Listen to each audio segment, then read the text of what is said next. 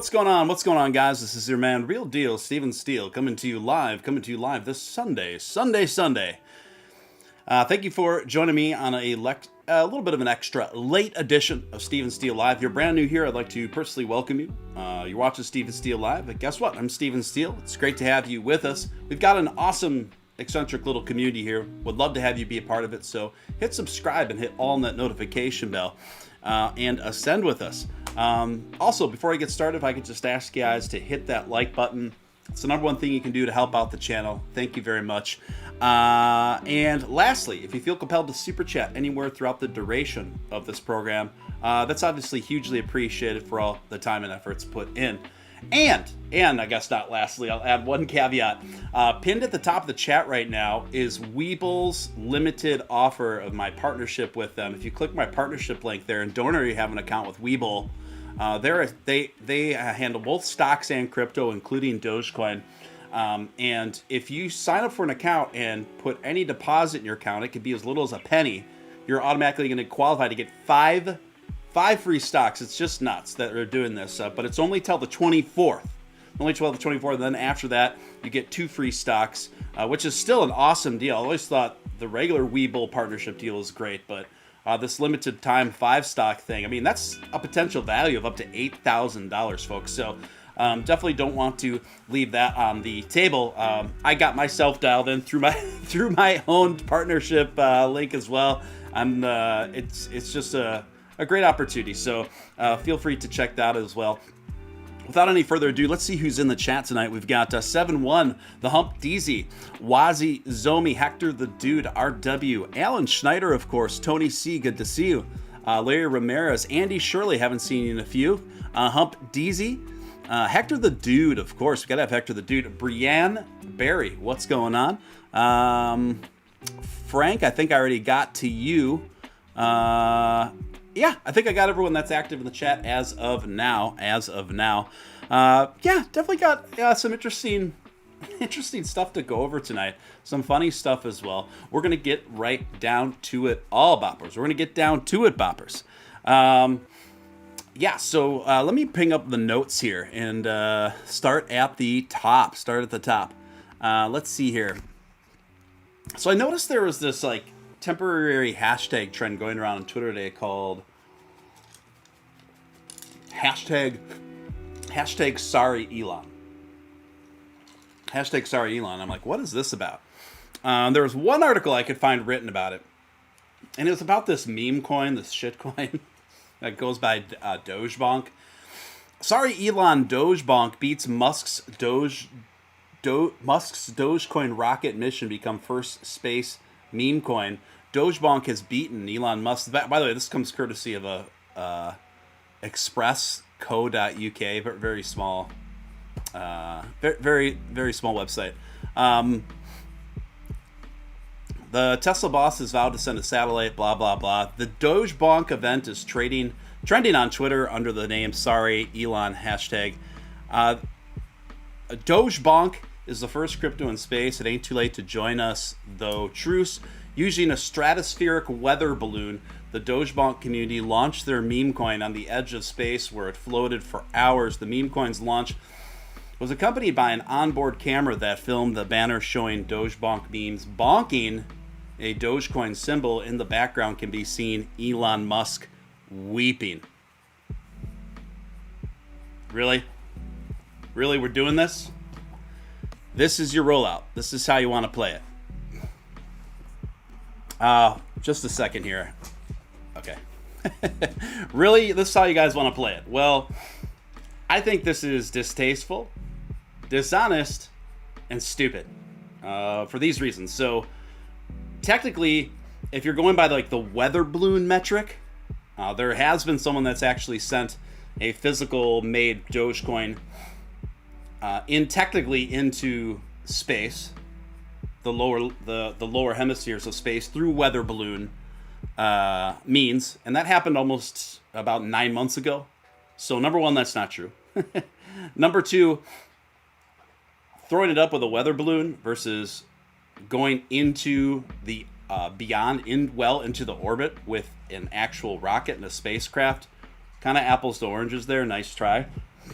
thirdly, basing the whole premise of your marketing angle on, oh, you really just showed Doge by beating Elon and Doge to the outer space. What a cheap, stupid gimmick. So this is just another BSC copy-paste shitcoin where they're going to pump it really hard.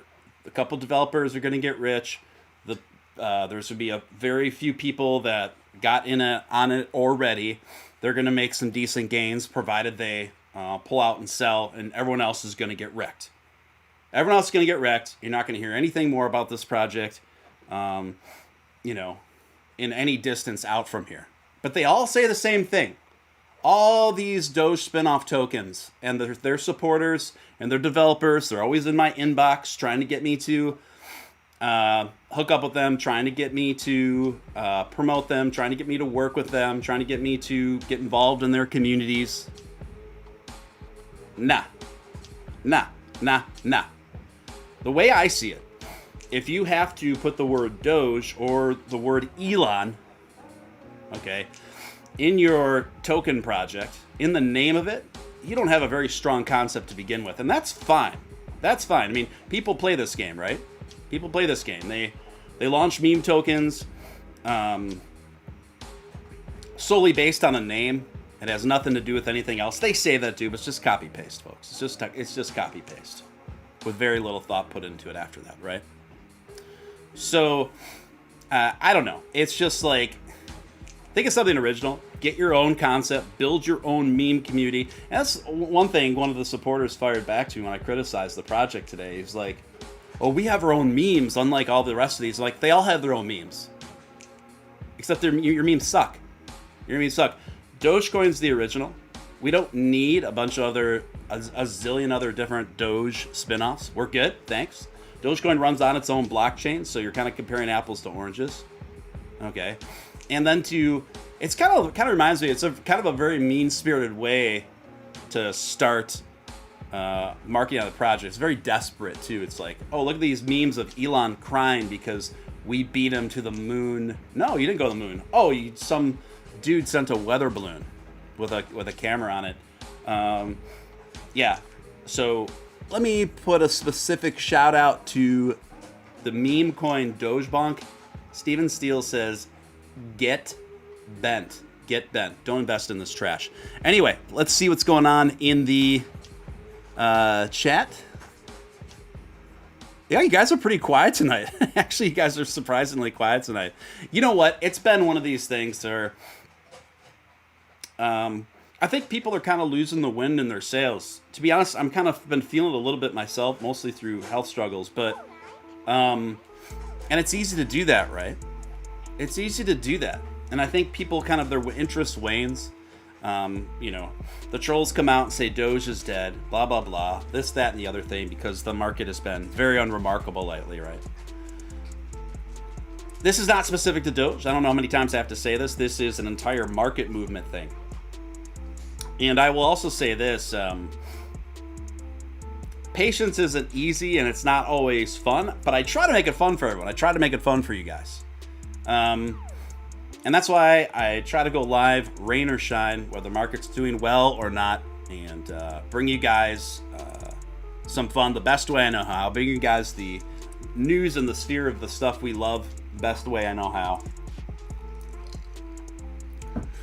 But I will say this, I still am bullish about the long-term trajectory of Dogecoin and my other majority of my other portfolio investments. You know, crypto history shows that we can go through long periods of downturn, long periods of sideways trading. And what does that do? That shakes out a lot of paper hands. It shakes out a lot of people. And who capitalizes the most during these seemingly boring periods of time where people wane and lose interest and panic sell or get frustrated and sell? That's fine. That's fine. I mean, people have a right to do that. I'm not going to, far be it for me to tell people what to do with their money. But what I do know is that the overwhelming majority of people that make incredibly successful, life-changing gains in the crypto sphere do so over being able to hold and have that tenacity okay, and have that long-term dedication and patience to their investments. And I don't mean just over a course of 1 year or a course of 2 years. This is over a course of several years. So that's just kind of where I see things. Okay, where I see things. And this has never been, and that's another thing too. Most of the people that are telling you that Doge isn't going anywhere haven't even been trading for more than a year, firstly. And if they have, they've kind of become crypto Luddites in terms of a lot of times you'll get these sentiments. If you do get them from people, if you get that sort of sentiment from people regarding Dogecoin, and they're not noobs, they're more than likely very fond of Bitcoin, and perhaps they've been trading for a while. They're just kind of left behind. You know what I mean? You don't want to take advice. You don't want to take criticism to heart from people who simply don't know what they're talking about and don't know the very basic fundamentals of what they're talking about, specifically as it relates to Dogecoin. I mean, I don't know many times we got to go over this, folks, but Dogecoin is a meme coin, but it also has high, simple, sleek, efficient utility. It runs on its own blockchain. It has a long, rich history since 2013. It has an active development team, very active. And it doesn't have an unlimited supply. It has an annual soft cap. And just those three things alone, if someone's talking to you about Dogecoin not doing well, that it's not going anywhere, that's not going to be doing anything, and they don't understand any one or perhaps all three of those basic fundamentals about Dogecoin, you don't want to take advice from them. You certainly don't want to take it to heart. Furthermore, I will add that we do have a long history. We do have a long history of people underestimating Elon Musk, people betting against Elon Musk. And due to what's been happening on Twitter lately, my engagement's been kind of through the roof, and consequently it's put a lot of Dogecoin and Elon Musk haters. I've become put in their radar, so to speak. And that's fine. That's fine. I think it's funny. But I will say this. I wouldn't want to bet against Elon Musk. I mean, people have done this many times before. I remember so many people were shorting Tesla stock back in the day out of their skepticism to the success of Tesla. And we have countless stories of people doing the same with Bitcoin, right? And SpaceX as well. And now, of course, we've got Neuralink and Starlink, etc. Folks, if you think Dogecoin is going to be an exception to that long-term success rate that Elon Musk has a track record with, well, you're more than welcome to do that, but that doesn't make a whole lot of sense to me. That doesn't make a whole lot of sense to me. You're welcome to do that. You're welcome to walk away from that. You're welcome to walk away from the coin whose blockchain advisor is Vitalik Buterin. You're welcome to do that. If you really think that Elon Musk's favorite cryptocurrency, with a blockchain advisor of the creator of Ethereum, is going to fail, you're welcome to think that. To me, that sounds rather insane. Okay, that sounds rather insane. Now, still the data shows that nearly 70% of all Dogecoin holders are in the green. Nearly 70% of Dogecoin holders are in the green. Now, it's true. Dogecoin has been rather unremarkable this past 7 months. It really has. I understand that. It's not to say we haven't had our fun. We haven't had our great announcements. We haven't had our nice little ups and downs and watch it do all sorts of interesting things along the way. But overall, let's be honest. We haven't seen the kind of gains that we would like to see as it relates to Dogecoin over the course of 7 months. Well, guess what, folks? The same could be said about most of the rest of the cryptocurrency market. The same thing could be said.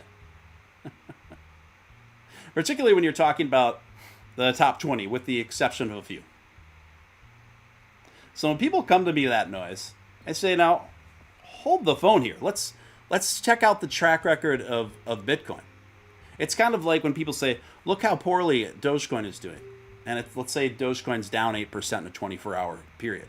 Well, then you look at Bitcoin, and Bitcoin's been down about 6.5% over the last 24-hour cycle. So a lot of times, most of the time, frankly, Bitcoin is mimicking the general overall movements and trajectory of Bitcoin, you understand, because we are still in a Bitcoin dominant market. I believe it's going to be that way for a while. I don't think this is necessarily a bad thing. I think this is part of the stability process, you see. So I don't consider this a bad thing. In fact, this makes it more remarkably predictable in a way. So, in a sense, to doubt Dogecoin is to doubt Bitcoin, is to doubt Ethereum. Essentially, I do hold on to the long-term trajectory that Dogecoin will be a top 3 cryptocurrency. And people might think I'm a wide-eye optimist out from people that aren't so bullish from Dogecoin outside of this sphere, yeah? Well, I would remind those people that it was just a few months ago, probably about 4 or 5 months ago, wherein Vitalik Buterin expressed this exact same sentiment to Lex Friedman on his podcast. Yeah. So another thing too, when we look at how quickly other things have come together, here's the thing too. A lot of people lose patience, they lose interest when the market value doesn't do as well and as quickly as they would want it to, right? And I understand that. Like, I get it. Duh. But what is not being considered are all the things building around it that are building blocks, foundational building blocks for a long-term healthy trajectory and value of a project like Dogecoin. So when we look how far we've come in such a short period of time, it really is remarkable. Now, I would rather have Dogecoin be around 80 cents right now. Frankly, I think it's incredibly undervalued. If I had to put a value on Dogecoin right now, I'd put it at about $1.25. I think that's a fair assessment for it. Now, I do think it's quite possible that we get there within the first quarter of 2022 for many reasons that I've stated on this show many times for those of you who are familiar with it. But it's one of these things where it's easy to overlook all the progress that's been made in such a short period of time. Folks, it was just about 4 or 5 months ago, as I stated, that Vitalik Buterin expressed a whimsical interest in the Doge Ethereum bridge. And now we know that has been in development. It's pretty much all done. And we're just waiting for the launch to happen in early 2022. For a project as big as Ethereum, holding the second largest market cap in all of cryptocurrency, for the founder to express a bridge that he would probably like to see a mere 4 or 5 months ago, and for have it to already be an incoming reality, even within 1 year's time, is pretty remarkable. I don't think people understand how much work goes on behind the scenes to accomplish things like this. Right? Heck, the stock market's even kind of a bummer lately. You know what I say? So what? So frickin' what? Who cares? Cry me a river. This is part of investing. This is part of succeeding. Do you know why most people aren't incredibly wealthy through their investment decisions, aside from investing in bad projects? There's a lack of patience, right? It's a lack of patience.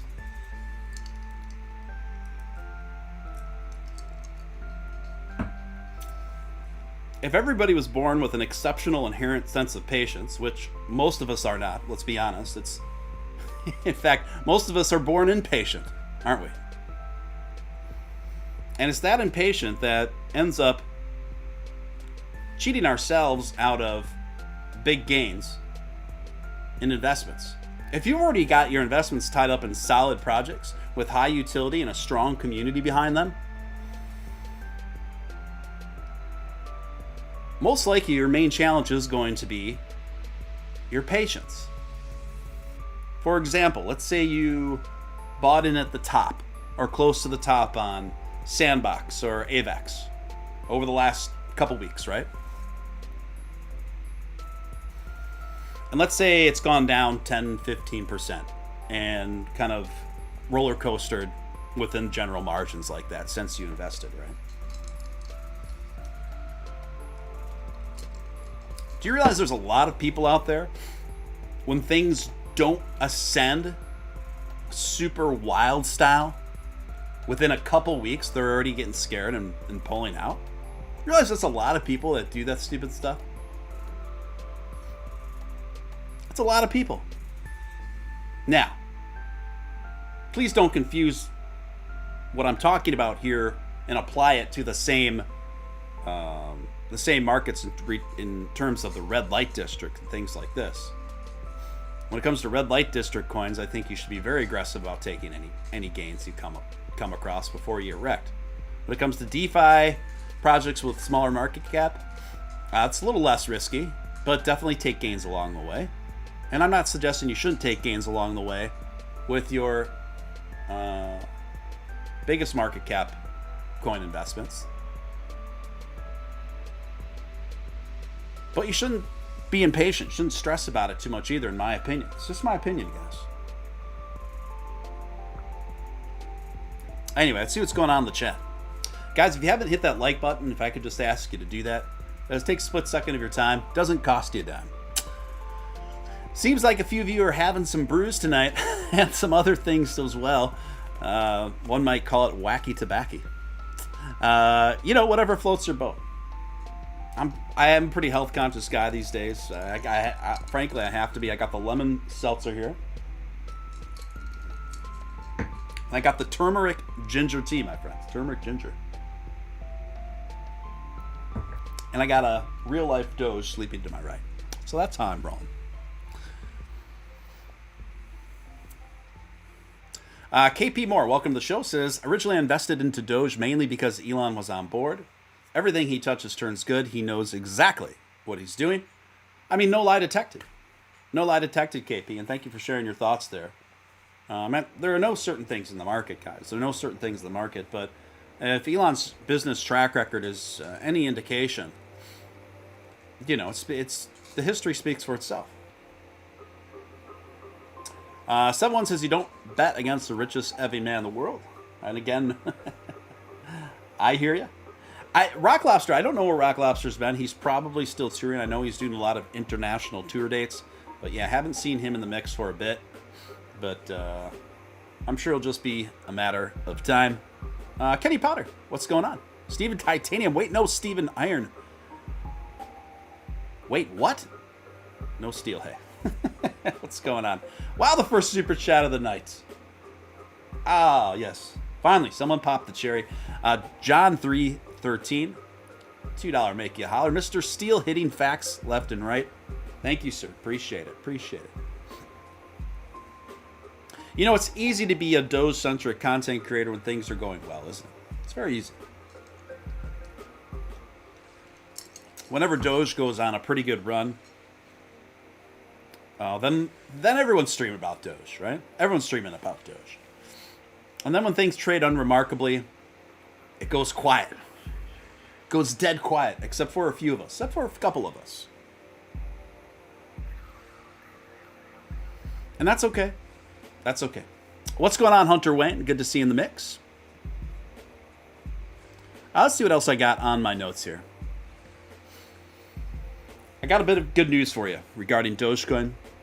FX Street reporting Dogecoin price consolidates while Doge bulls buy en masse. Dogecoin price is still consolidating with lower highs and lower lows. Doge price sees bulls defining an ascending trend. As support to go long, expect consolidation to be poised for a bullish breakout as bulls already tested upside resistance. Dogecoin, that has been stuck in a downtrend since November until this week, A shift in sentiment. Doge bulls jumped on the opportunity to get it around beyond 15%, push prices up for the first litmus test of potential resistances. Expect consolidation to unfold in favor of bulls, which is targeted at 35%, 35-cent upside.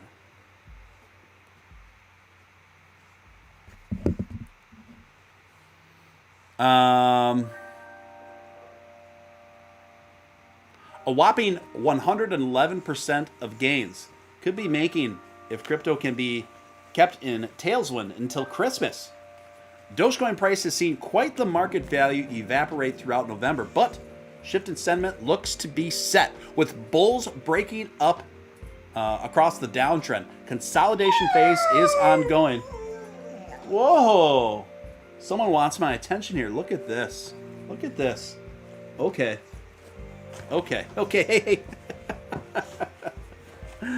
Oh, she's feeling neglected. Okay, sweet. All right.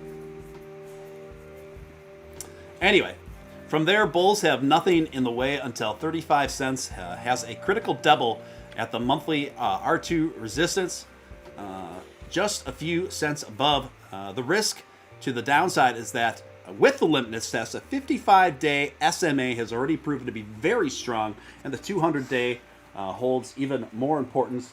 As price action got rejected this week, the risk of a break of the blue ascending trend line is possible, which would see it test towards a monthly $2.10. Yeah, so basically what's going on there, guys, is the reason why this is happening is because there's a lot of investors yet who see the long-term trajectory. They see the writing on the wall. They see the what do you call it? The crystal ball, right? In regards to Dogecoin. And that's why that's happening. And that's why it's happening. And that's why you see a flood of new buyers come in every time Doge takes a significant dip. And we've been seeing a lot of that action. Now, we do need to reach a critical level of support so that the whale action becomes less and less of a factor in terms of stagnating the market value. But that comes with bull runs wherein that critical mass happens to allow that to overcome that sort of trading action. I think it's just a matter of time. And I personally think that time is going to be in the first portion of 2022. Let's see what's going on in the chat. Zombie Dojami, thank you for putting a little pep in my step. My goodness. I understand. People are tightening their purse strings. It's the holiday season. People have obligations. I get it. Zombie Dojami coming in with a $5 make you holler. Mic drop. Appreciate the support, man. Thank you so much. Donna Tabuki celebrating 3 months of membership. Has it been 3 months already, Donna? Time flies when you're having fun. Thank you so much. Donna, what an awesome asset she's been to this community here. Just fantastic. Thank you so much, Donna. Speaking of which, Donna coming in, $10 super chat. Let's see if my new card works. Success. Donna, thank you. Thank you for that. And glad it got sorted out. Always lovely to see you in the mix. Colby DuPont, what's up, Steven Steele? What's up right back to you, Colby? Happy holidays right back at you, Frank. Right back at you, Frank. All right. Happy holidays. Happy holidays. Ooh. Calm down. No. Papa's doing a show right now. Okay? We'll take you OE2 after the show. Okay? You gotta be patient. No. You got to be patient. Crypto Leprechaun, good to see you in the mix. The real deal. Yes, indeed. It's me, folks. It's me. What is your favorite Christmas song, guys? Put them in the chat right now. I'm just curious to see what you guys have to say. Let's get to the next story in the interim. Again, this keeps making the mainstream media news rounds, and I think it's pretty cool here. And I don't know why this has gotten a second life and within the media, but I'm glad it has. So As of today, the mainstream media is still writing about this sentiment that Elon Musk conveyed when he was spotlighted in his Person of the Year interview through Time Magazine. Why Tesla's Elon Musk believes Dogecoin is better than Bitcoin for transactions. Tesla CEO Elon Musk believes that even though Dogecoin was created as a silly joke, it is much better suited for transactions than Bitcoin. In a recent interview with Time Magazine, after being named Time's Person of the Year, he said, fundamentally, Bitcoin is not a good substitute for transactional currency. Musk said the transaction value of Bitcoin is low and the cost per transaction is high. At least at a space level, it is suitable as a store of value, but fundamentally, Dogecoin is not a good substitute for transactional currency.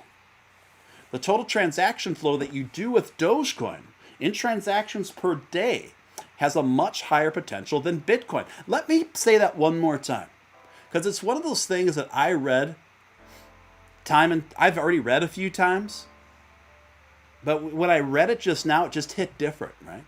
It hit different because this is a very epic statement to make if you're an enthusiast of Dogecoin or you're an investor or thinking about being so.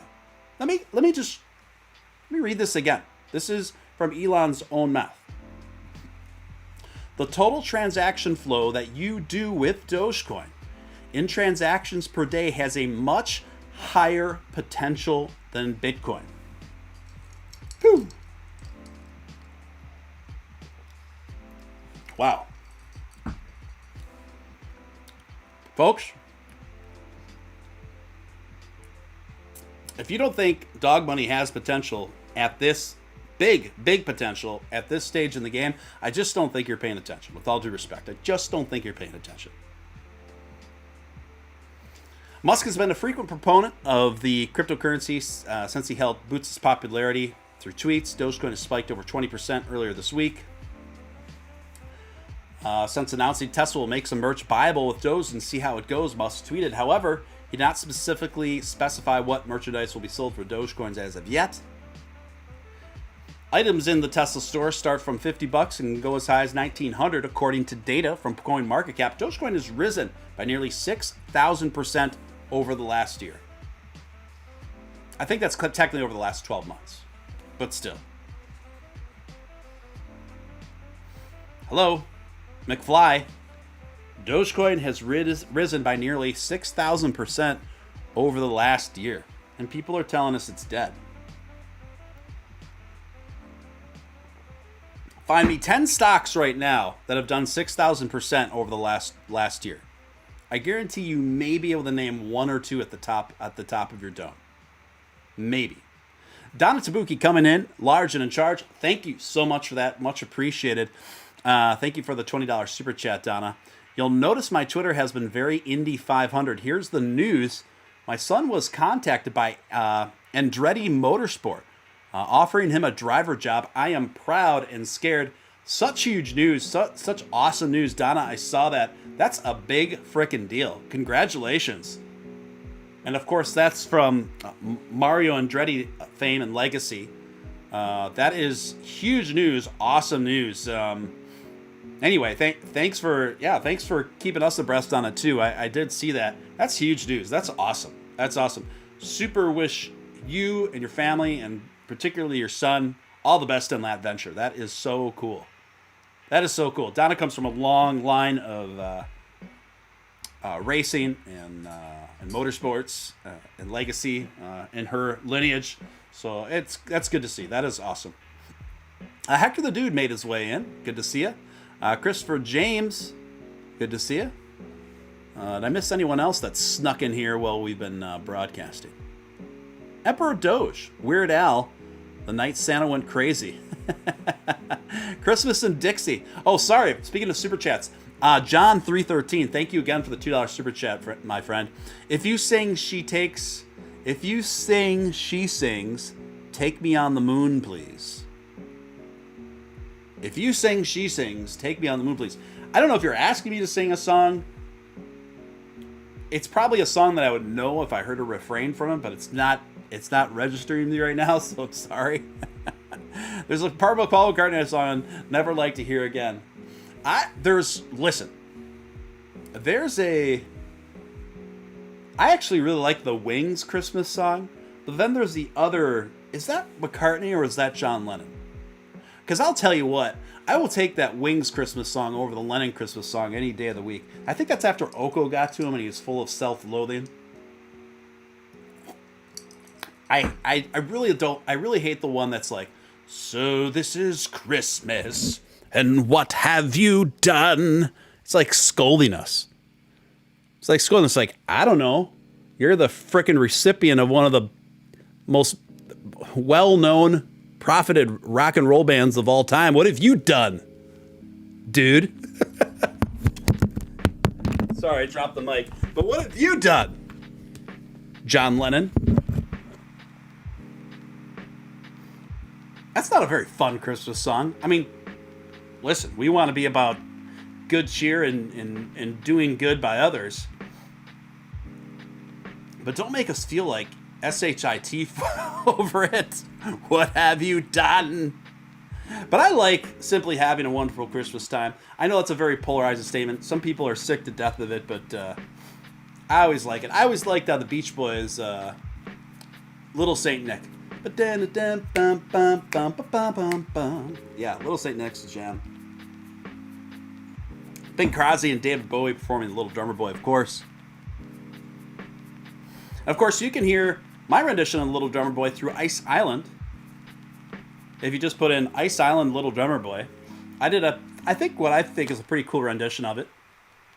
And that's free to stream, Spotify, Apple Music, all that.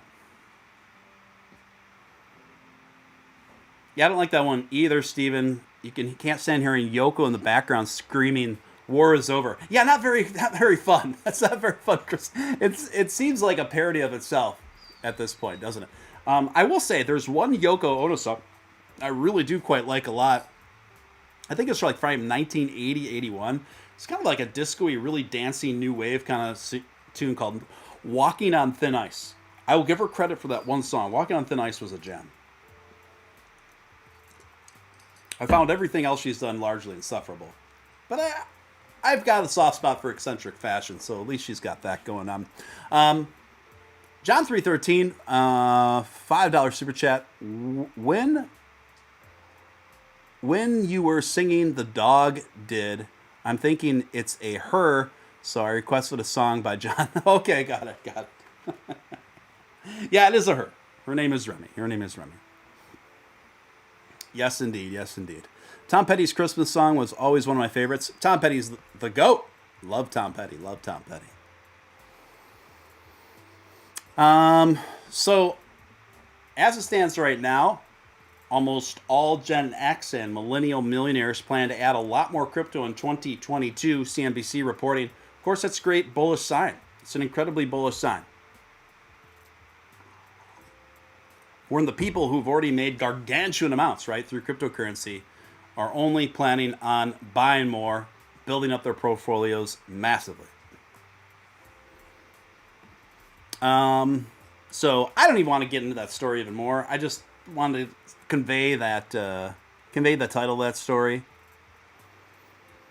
And actually today is the anniversary, guys. Today's the anniversary of Bear Day.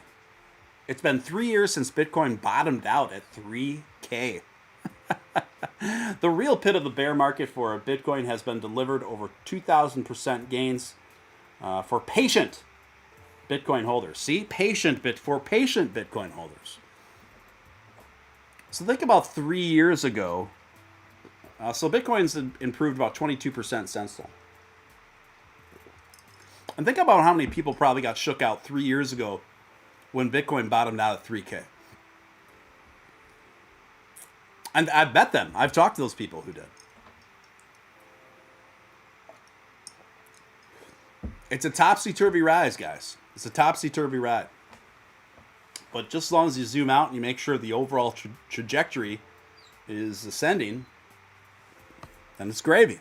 And it's gravy. It's just a matter of patience. So happy Bear Day, indeed. Woman gives birth in a Tesla.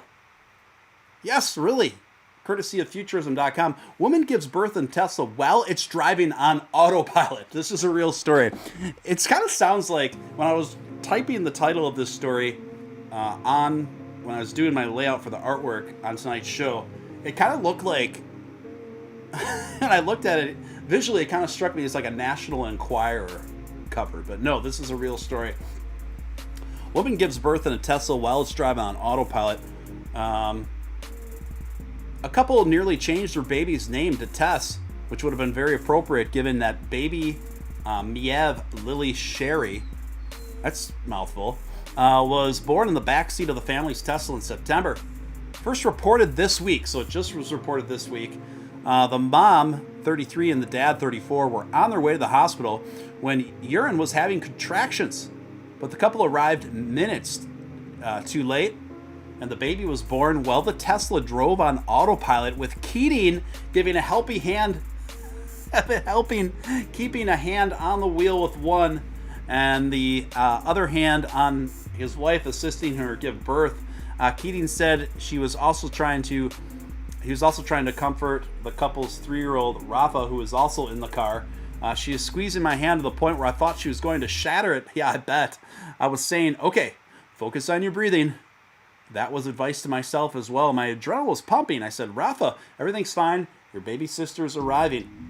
Although Sherry's were worried for their baby girl, a pediatrician happened to be in the parking lot of the hospital and brought over a team of nurses, according to the newspapers reporting, who cut the umbilical cord over the car's front seat. Oh my gosh. Lucky the baby is healthy and safe. I gotta say, guys, after an experience like that, I would take the car for professional deep cleaning. No offense. No offense. I would make that appointment ASAP. I wouldn't say a word. I wouldn't say a word to the detailing, the detailing garage either. Oh, Mr. Steele, your car doesn't look too bad. It sure needs a detailing. Yeah, I'm sure. Any particular reason? No, I just want it extra clean. Let's see what's going on in the chat. All right, caught up on Super Chats.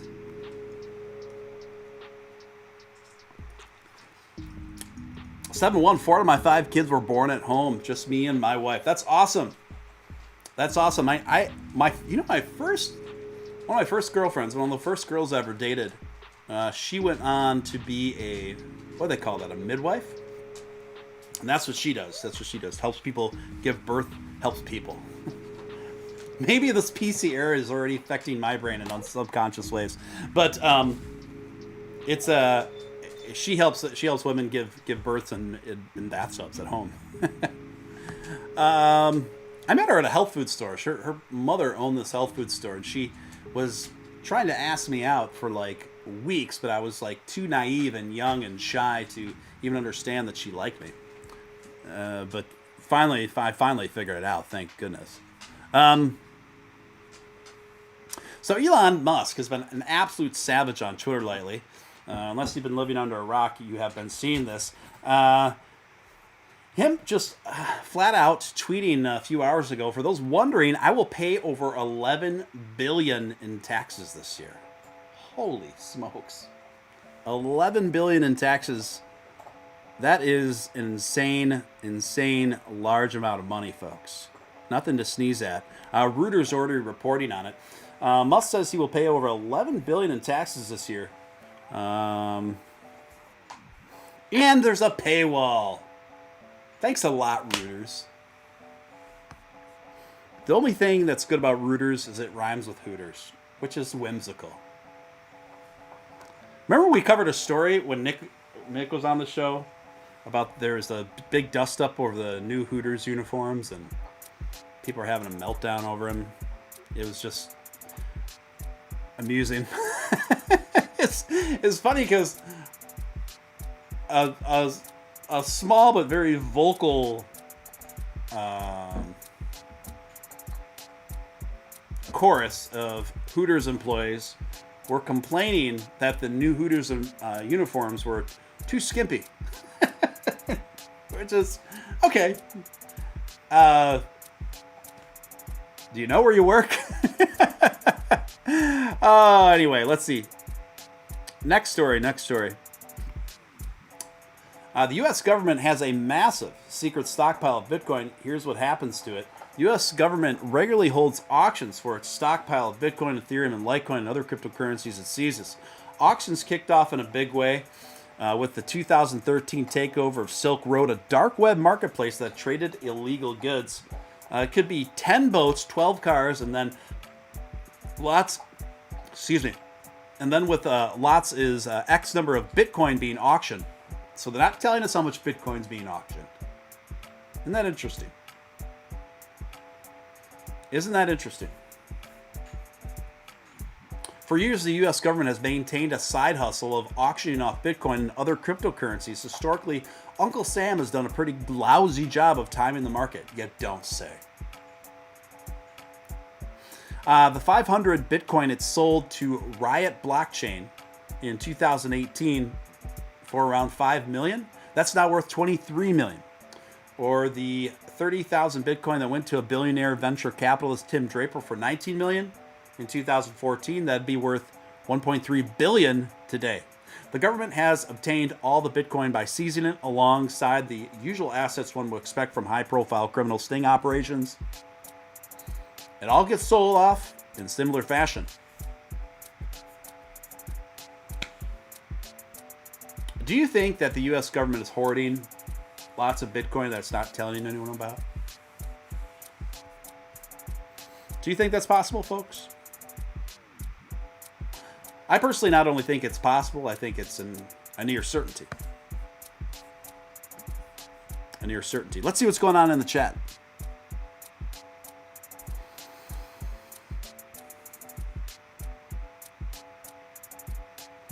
Golder says the founder of Silk Road did nothing wrong and he was a victim of federal entrapment. I've heard the same, Golden, and thank you for bringing that up. I've read a bit more about it. I need to do more research on it. But what I will say in response to that is that it wouldn't surprise me in the least. It wouldn't surprise me in the least. Carlos says, man should never see the actual birth, my friend. Not good for sex relationship. Once the man sees how wide it can get, I'll just leave it at that. You know, I remember hearing about stories from exposing kids to film footage of actual childbirth. I always thought that was wildly inappropriate. I mean, imagine if you're like in third or fourth grade and you're viewing that. I don't know who thought that was appropriate, but that was a thing they were doing. I don't know if they're still doing that, but that was a thing for a bit.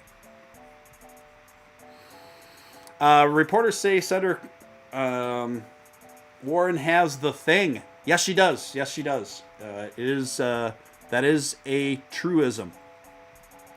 Senator Warren does have the thing. I don't want to set off any terms of service stuff. But yes, that is true, and that was announced just today. Just today. Speaking of which, Daily Wire reports Elon Musk responds to Elizabeth Warren spending thousands on Facebook ads attacking him. Billionaire Elon Musk responded to Senator Elizabeth Warren spending thousands of dollars on Facebook ads attacking him in recent days by saying that the people of Massachusetts deserve somehow better someone better to represent them in the Senate. Musk and Warren began feuding last week after Warren attacked Musk following him being named Time Person of the Year. Let's change the rigged tax code so that the person of the year will actually pay taxes and stop free-loading off everyone else. What a sophomoric, overly simplified thing to say.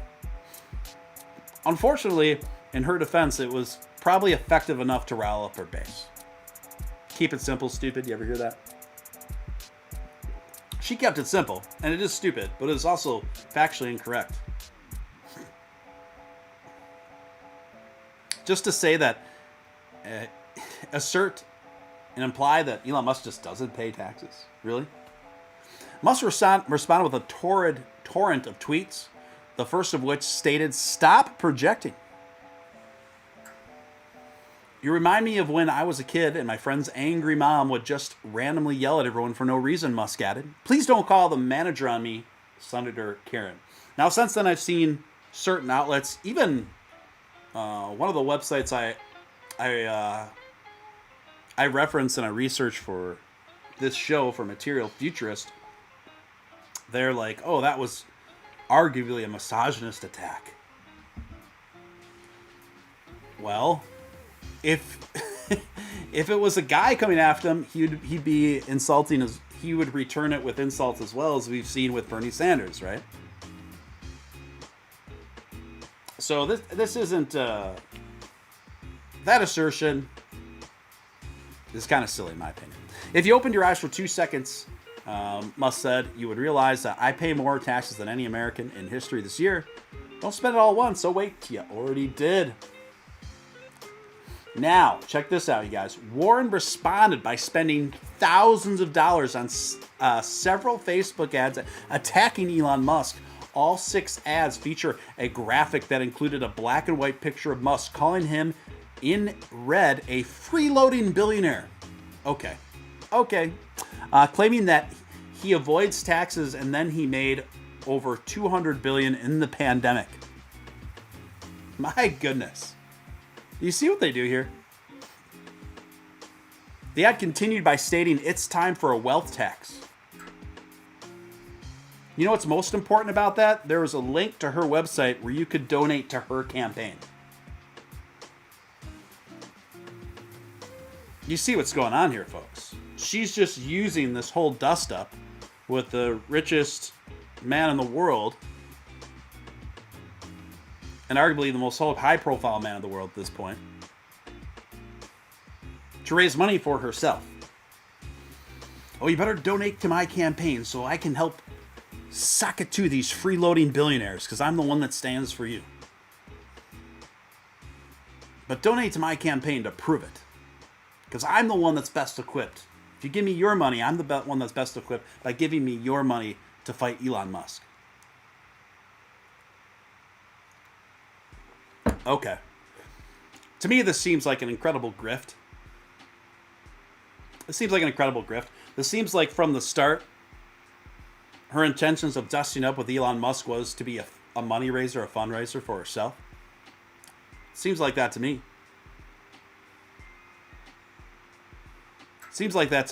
Andy Shirley, Steven Steele, Webull charts are really nice. Waiting on those free stocks. Awesome. Glad to hear that, Andy. Let me know when they come through for you.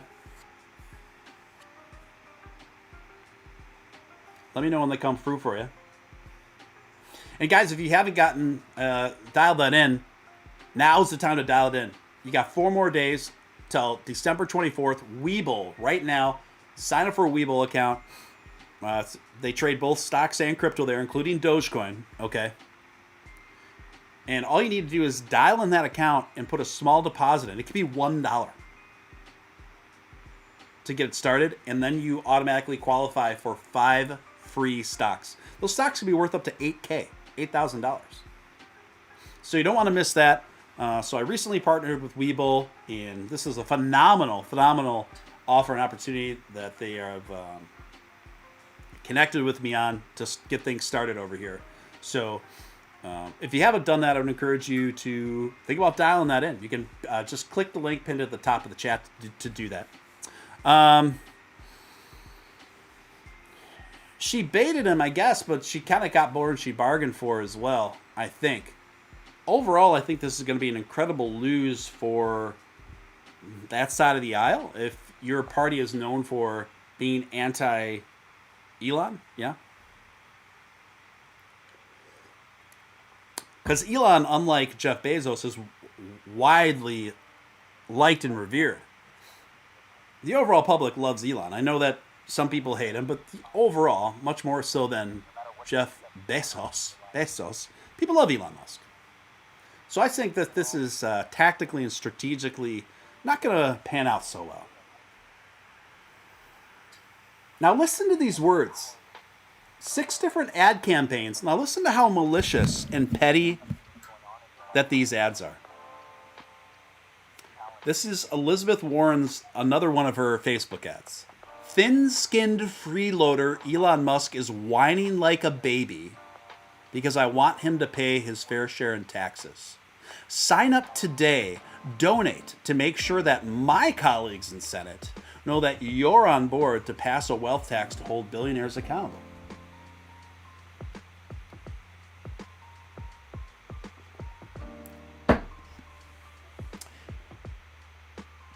Senator Warren's worth about $12 million. She pays an average annual tax rate of 29%.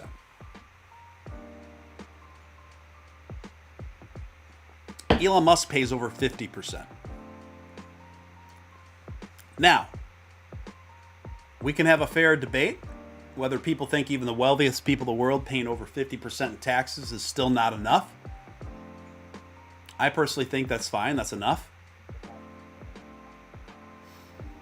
And then opponents of Elon Musk say, well, back in 2017 and 18, he hardly paid any taxes at all, so what was up with that? Well, what the media won't tell you is it's because he overpaid in the couple years before that. He overpaid. So then it balanced out. You didn't know that, did you? Most people don't know that.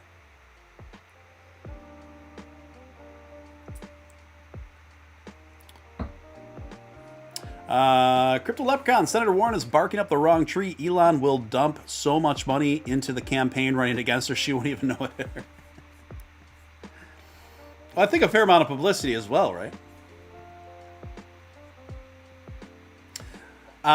This is just crazy. Here's another. I'll just read one more ad that she's running right now on Twitter against him. She says, Elon Musk is whining like a baby to his millions of Twitter followers. He must be scared because he knows what every other billionaire in America does, that he's been freeloading off working people, and that I won't back down from a fight. Will you chip in $10 to help Warren Democrats pass a wealth tax bill and keep the 1% in check and fight for working people?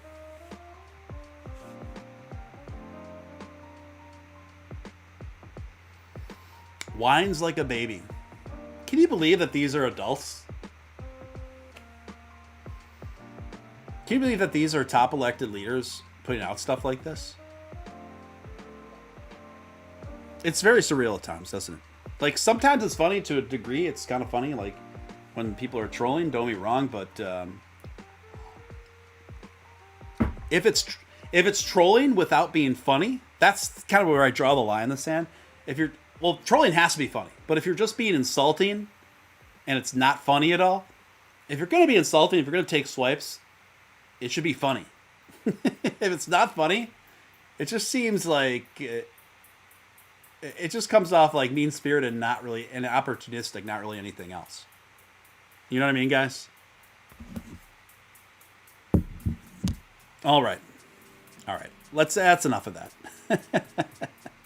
Let's go to the next story. This one's a fun one, guys. In the spirit of Christmas. 40 festive facts about the movie Christmas Vacation. And we're going to go through these pretty quickly. But I thought it was a pretty cool list. And I know most people love this movie. Including myself. So we will just get down to it, boppers. Listen, because there's a lot of good stuff in here.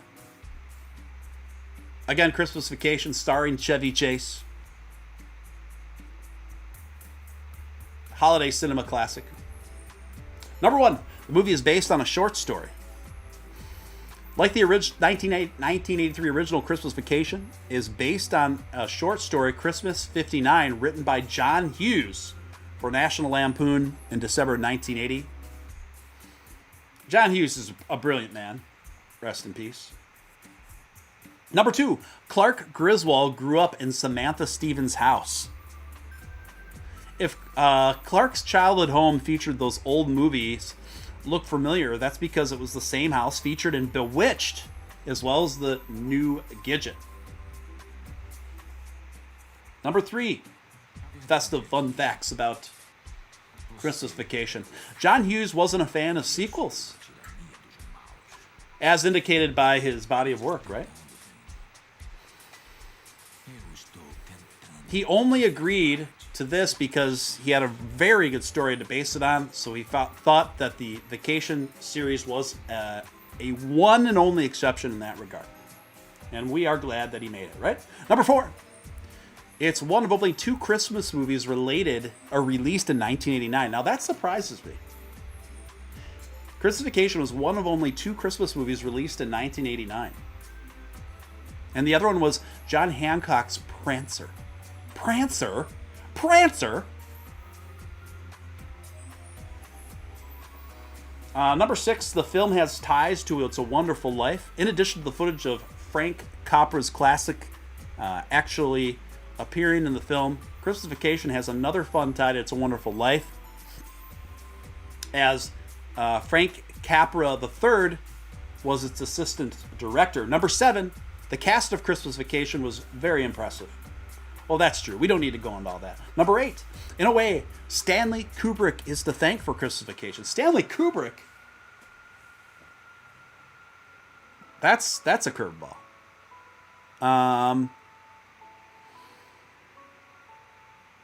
Let's see.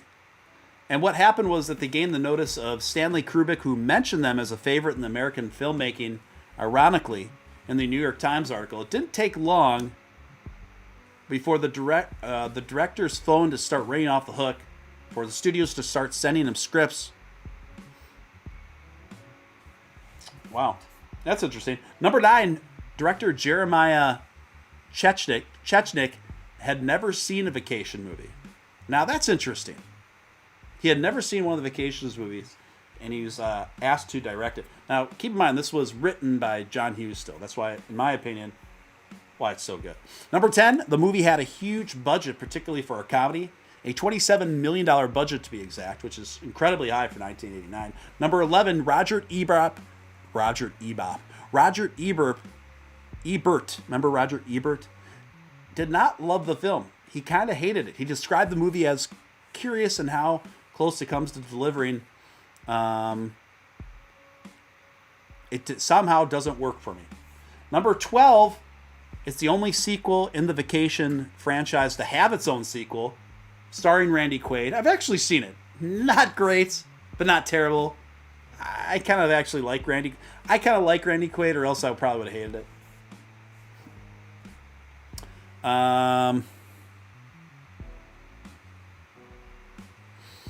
Number 13, Audrey is the only Griswold to appear in the Christmas Vacation 2. Everyone else they had to replace. Comes no surprise there. Number 14 on fun facts about Christmas Vacation, Cousin Eddie is Randy Quaid's best known character. Well, that's certainly true. Number 15, Cousin Eddie is based on a real guy. Quaid borrowed many of Cousin Eddie's mannerisms from a guy he knew growing up in Texas, most notably his tendency toward tongue clicking. But Eddie's sweater and Dickie combo, that was an idea from Quaid's wife. Number 16, you can buy your own Dickie. Okay. So there's a website dedicated to Christmas Vacation where you can buy like a bunch of like clothing inspired from the movie. Number 17, Eddie's son Rocky doesn't speak in the film. That's right. Number 18, Aunt Bethany is Betty Boop. No way. Mae Questel, who began her career as the voice of Betty Boop in 1931, who passed away at age 89 in 1998. Now, that's wild. So the grandma in there, it was Betty Boop. Okay, number 19, Cousin Catherine has a Looney Tunes collection. Okay. Number 21, Christmas Vacation went straight to video in England.